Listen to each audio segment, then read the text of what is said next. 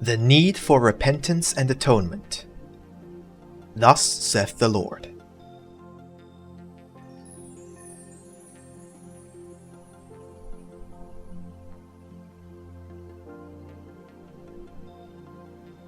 If many times I permit you to drain the same cup that you gave to your brethren, it is because there are some who only in this way realize the wrong they caused, and by experiencing the same ordeal which they caused to others, they will become aware of the pain they provoked. This will give light to their spirit and bring understanding, repentance, and therefore fulfillment of my law. But if you wish to pass through the pain without draining the cup of bitterness, you may do so by paying your debt with repentance, good works, and all that your conscience tells you that you must do. In this way, you may pay a debt of love and return an honor, a life, or the peace, health, and joy, or the bread that you may have stolen from your brothers.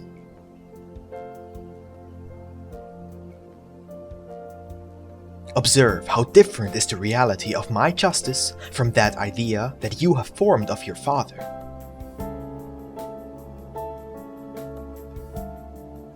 Do not forget that if I have come to tell you that none of you will be lost, it is also true that I have said that every debt must be settled and every fault erased from the book of life.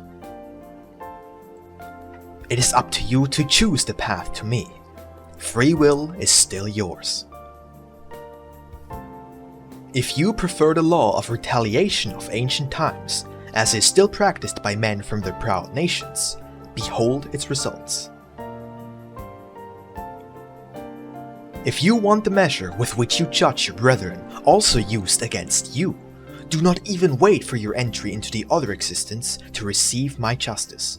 For here, when you least expect it, you will find yourself in the same difficulty in which you placed your fellow men.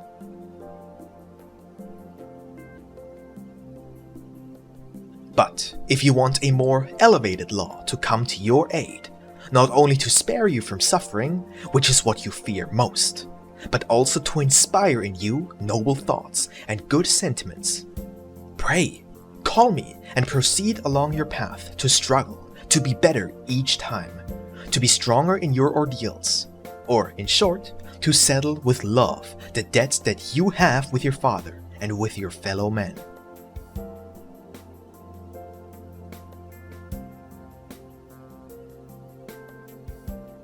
Someone usually asks me, Master, if you forgive our faults, why do you allow us to cleanse them through suffering? To this I answer, I forgive you. But it is necessary for you to correct those faults in order for you to give back to your spirit its purity.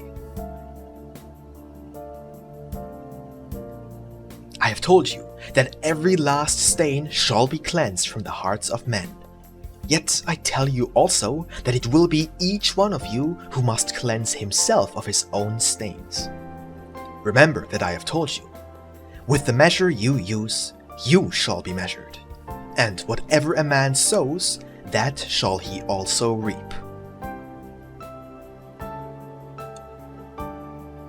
Of the material offerings which mankind offers me, I only receive the good intention when it is truly good. For an offering does not always represent a noble and elevated intention. There are many times when men present me their offerings in order to cover up their wickedness, or to demand something in return. That is why I tell you that the gift of peace for the spirit cannot be purchased, and its stains cannot be cleansed with material wealth, even if you could offer me the greatest of material treasures.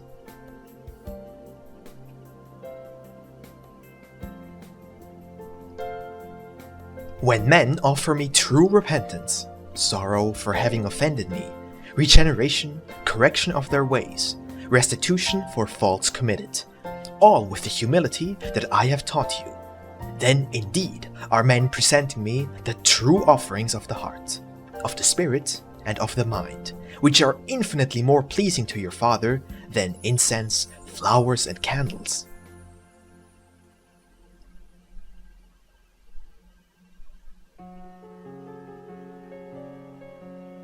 The Law of Atonement.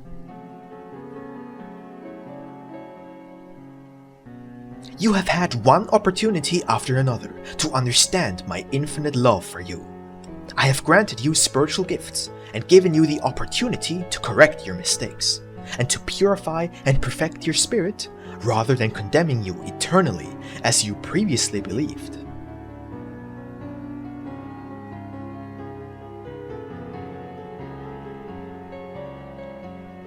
Who of those who know these teachings and have faith that they contain truth would dare deviate from his mission in the world, knowing that he is thereby preparing an even more difficult restitution for his spirit? For if it is true that my justice offers you new opportunities to cleanse your stains and repair mistakes, it is also true that each opportunity increases the number of tests, and that the work and suffering are more intense each time, just as are the mistakes.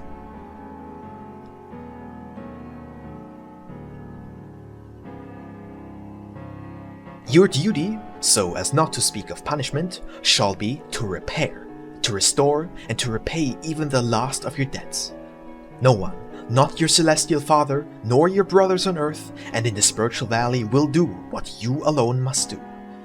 Yet I must tell you that I will always come to your call. That when you see yourselves as alone or abandoned, you will feel my presence. And that the spiritual world will always come to help you with the weight of your cross.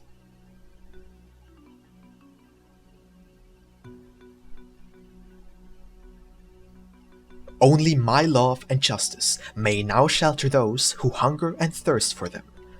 Only I know how to receive into my perfect justice those who make attempts against their own existence. If you knew that the loneliness of the spirit is more terrible than the loneliness of this world, you would await the last day of your existence with patience and fortitude.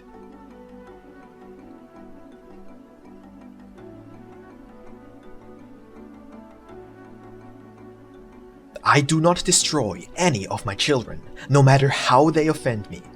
I protect them and give them the opportunity to correct their faults and return to the road that they abandoned. Yet, in spite of the fact that I have absolved them, they shall reap the fruit of their works, and it is these works that shall judge them and point out to them the straight road.